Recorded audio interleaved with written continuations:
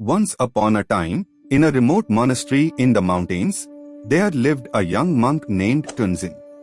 Tenzin had been training to become a monk since he was a child, and he had always been fascinated by the idea of controlling one's own mind. Tenzin had read many books on the subject and had spent countless hours meditating, but he still felt that he had not yet achieved the level of control over his mind that he desired.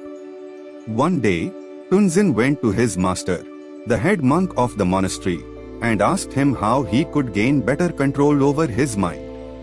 The master told Tenzin that he must first understand the nature of the mind. He explained that the mind is like a wild horse, and if you try to control it by force, it will only become more difficult to manage. Instead, the mind must be trained with patience and gentle persuasion. The master then gave Tenzin a task. He told him to sit in the meditation hall and focus his attention on a single object, such as a candle flame or a pebble, and to keep his mind focused on that object for as long as possible. Tenzin did as he was told and sat in the meditation hall for hours, trying to keep his mind focused on the object. At first, his mind would wander after only a few minutes, but he kept bringing it back to the object over and over again. As the days went by, Tenzin's mind became more and more focused, and he was able to keep his attention on the object for longer periods of time. He found that he was able to control his thoughts and emotions more easily, and he felt a sense of inner peace that he had never experienced before. One day, Tenzin's master came to him and told him that he had achieved a significant level of control over his mind. He explained that the mind is like a muscle, and that with regular training, it can become stronger and more flexible. Tenzin was overjoyed to hear this, and he continued to practice his meditation diligently. He found that he was able to control his thoughts and emotions in a way that he had never thought possible. One day, a group of travelers came to the monastery seeking refuge from a dangerous storm.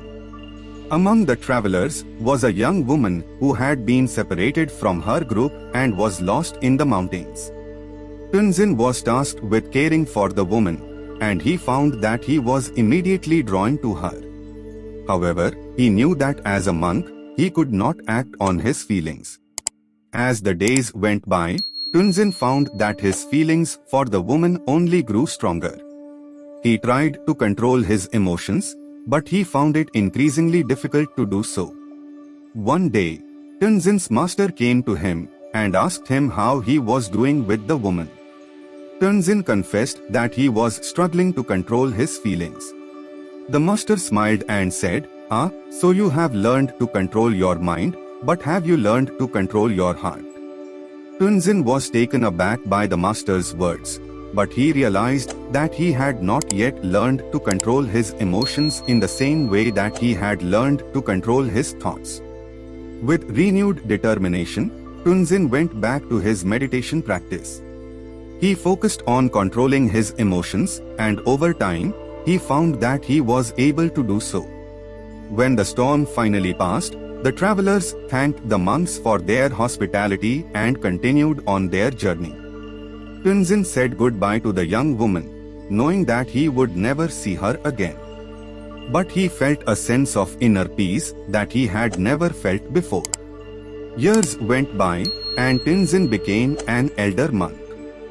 The story of Tenzin, the young monk who learned to control his mind, teaches us the importance of patience, persistence, and self-discipline in achieving our goals.